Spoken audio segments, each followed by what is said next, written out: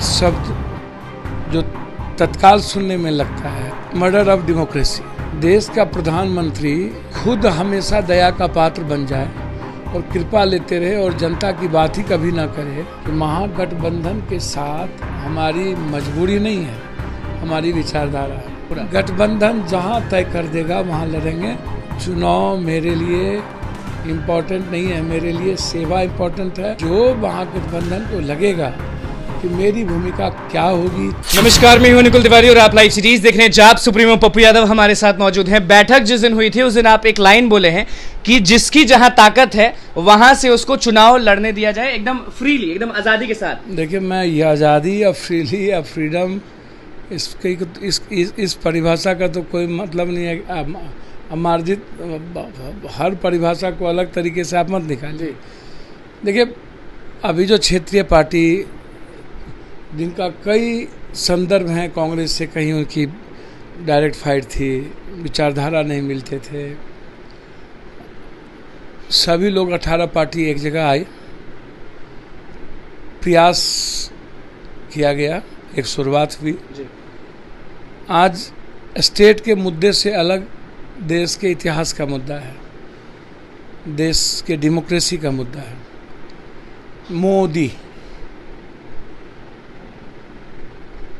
मोदी शब्द जो तत्काल सुनने में लगता है, मर्डर ऑफ डेमोक्रेसी। मोदी का फुल फॉर्म आप कह रहे हैं? Murder of democracy. आप इसको समझने का प्रयास कीजिए। आरबीआई, सीबीआई, ईडी, न्यायालय, फिल्मिस्तान, सारी स्वायत्त संस्थाएं कोलैप्स, सब ट्रैप। जब आप हर तरह के विचारों की आज़ादी को छीनेंगे तो ये मर्डर नहीं है। तो आज़ादी आपने कहा कि हर तरह के जीने के, चलने के राइट्स को छीनेंगे, ये मर्डर नहीं है। भारत की संविधान और डेमोक्रेसी का जो वसुधैव कुटुंबकम है, सर्वधर्म संभव है, सार्वभौमिकता है, सेकुलरिज्म है, फेडरल सिस्टम है। जब सभी तरह के फेडरल सिस्टम को आप ख़त्म कर दोगे, जब सभी तरह की संस्कृति तहजीब को आप कोलैप्स कर दोगे और क्षेत्रीयता को भी आपके लोगों ने उग्रवादियों से चुनाव लड़वा लिया सबके दिमाग में। लेकिन फिलहाल अभी यही है कि पप्पू यादव कहाँ से लड़ेंगे? पूर्णिया से, मधेपुरा से? पप्पू यादव का तय हमेशा जनता करती है। हाँ। मैंने ये बात पहले भी कहा था। लोग चुनाव के 2 महीना 3 महीना सक्रिय होते हैं। मैं 5 साल लोगों के बीच एक सेवक के रूप में, एक परिवार के रूप में, बिना किसी जाति धर्म मजहब के, बिना किसी नफरत के, कंप्लीट इंसान को ही भगवान के रूप में समझना और उसके लिए लगातार काम करते रहना, कर्म के पथ पर चलते रहना। मैं भागवादी, किस्मतवादी, भगवानवादी नहीं हूँ। लालू यादव को भी मानते हैं, कांग्रेस को भी मानते हैं, सबको मानते हैं। तो किसके साथ आप रहेंगे? कांग्रेस हमारी विचारधारा, हम तो अटल जी का भी सम्मान करते हैं।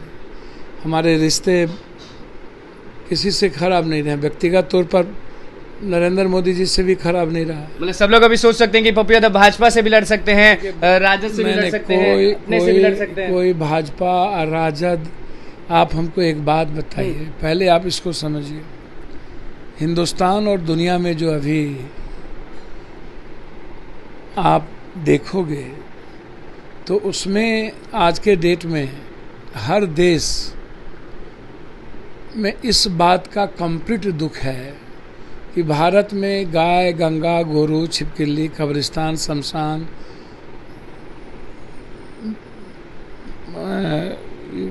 Hanuman, Bajrangbali, Kerala story, Kashmir file, accidental PM, जननायक पीएम, पुलवामा, ये जो लगातार आप देखोगे इकोनॉमी पर कभी बातचीत नहीं होती इस कंट्री के। आप ये बात देखोगे ना भाई कि देश का प्रधानमंत्री खुद हमेशा दया का पात्र बन जाए और कृपा लेते रहे और जनता की बात ही कभी ना करे। पंजाब गया, दया के पात्र बन के बोला, एसपीजी के रहते हुए बोल रहे हैं। ये तो साफ है कि हमेशा आप सुनाते हैं भाजपा को, तो उसके साथ उनके साथ तो आप आएंगे। मैं भाजपा को नहीं सुनाता हूँ, ना मैं किसी को सुनाता हूँ।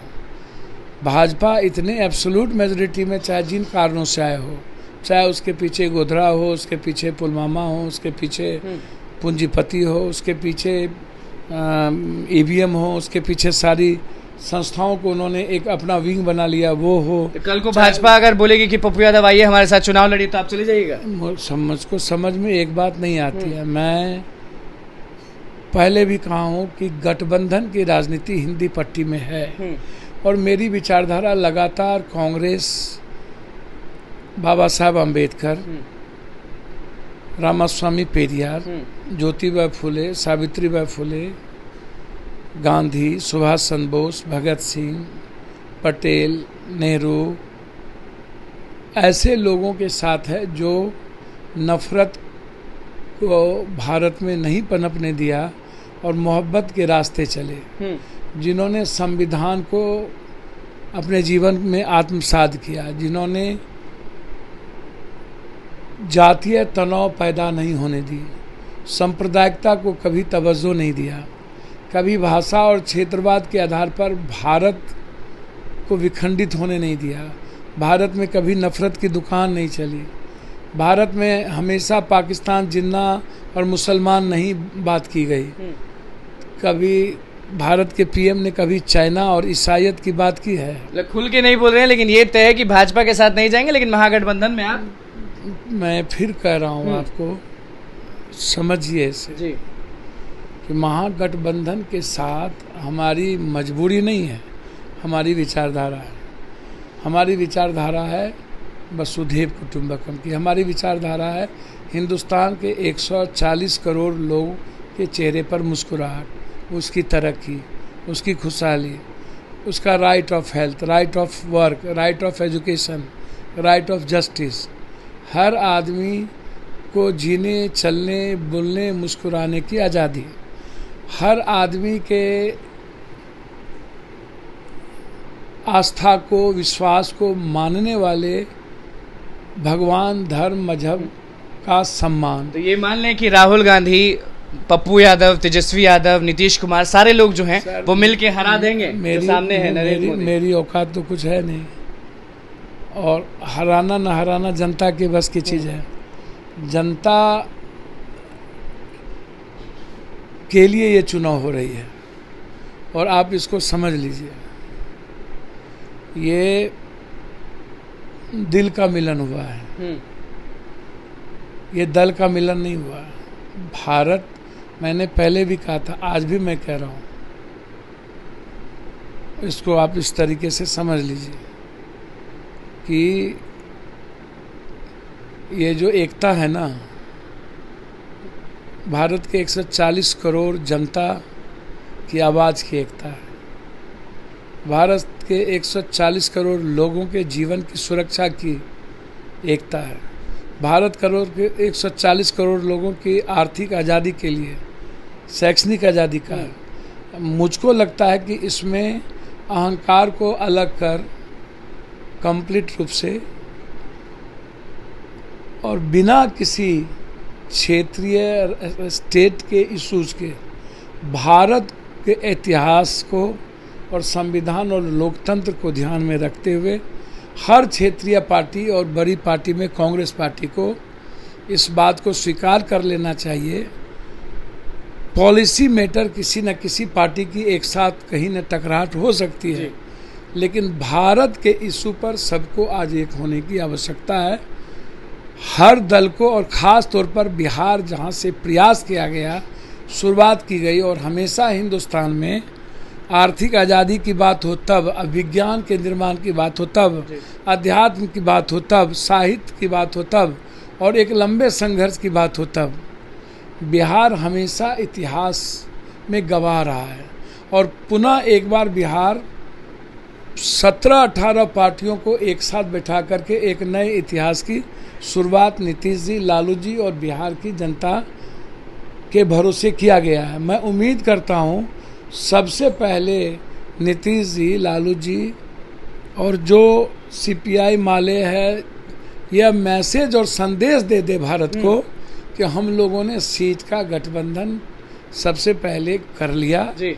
और जो जहां जिस सीट पर जीतने के लायक है, जो पार्टी जहां जीत सकती है और जिसके पास एक मजबूत और वैचारिक कैंडिडेट है, सिर्फ चुनाव लड़ने के लिए नहीं, जीतने के लिए, इसलिए कैंडिडेट भी महत्वपूर्ण है। गठबंधन ने आपको मौका दे दिया तो कहाँ लड़ेंगे, पूर्णिया की मधेपुरा? गठबंधन जहां तय कर देगा वहां लड़ेंगे।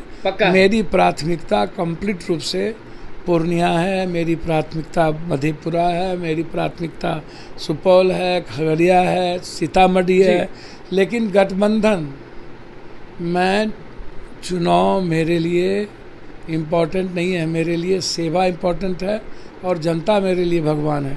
इसलिए मुझे जाति ढूंढना नहीं है कि कहाँ किसकी जाति ज़्यादा है, वहाँ भिड़ जाएंगे। महागठबंधन जो तय कर देगा ना, मैं उस पर कोई जिस नहीं करूँगा। आज मेरे बिल्कुल बोलेंगे कि पप्पू यादव आप यहाँ से चुनाव लड़िए तो आप लड़ जाएंगे। मैंने तो पहले हमारी प्राथमिकता जो पूछेंगे ना वो कि आप कहाँ दमदार है, और सब लोग सर्वे करा रहे होंगे कि कहाँ पप्पू यादव आ सकते हैं, कहाँ पप्पू यादव स्वीकार्य हो सकता है। तो ये काम तो बड़े लीडरों का है ना देखने का। हमने पहले ही कह दिया कि मैं अपनी बात हृदय से रख दूंगा, मेरे लिए उपयुक्त क्या है और मैं क्यों 1 या 2 सीट पर लड़ना चाहता हूँ। और कोसी, सीमांचल, मिथिलांचल में पप्पू यादव एक पुत्रवत क्यों फैक्टर है, ये भी इम्पोर्टेंट है। माँ और पुत्र का जो रिश्ता है वैसा ही रिश्ता मेरा कोसी, सीमांचल, मिथिलांचल से है। तो ये चीज़ समझना महागठबंधन को है। मैंने कह दिया आपको मेरे लिए सीट उपयुक्त कौन है और मेरा जीवन का संघर्ष शुरुआत कहाँ से हुआ। लेकिन उसके बावजूद भी इसमें जो महागठबंधन को लगेगा कि मेरी भूमिका क्या होगी, कहाँ होगी और मैं उपयुक्त कहाँ के लिए होऊंगा, मुझे स्वीकार हो। चलिए देखिए, महागठबंधन जो बोलेगी वही करेंगे। पप्पू यादव सीधे कह दिए हैं कि लोकसभा इलेक्शन में कहाँ लड़ेंगे, कौन कौन सा जगह बताएं, वो भी आपने सुन लिया, और क्या करेंगे वो भी आपने सुन लिया। भाजपा भी बोले हैं और महागठबंधन पे भी बोले। तो बस लाइव सीरीज के साथ बने, मैं चैनल को सब्सक्राइब करें, लाइक कर। धन्यवाद।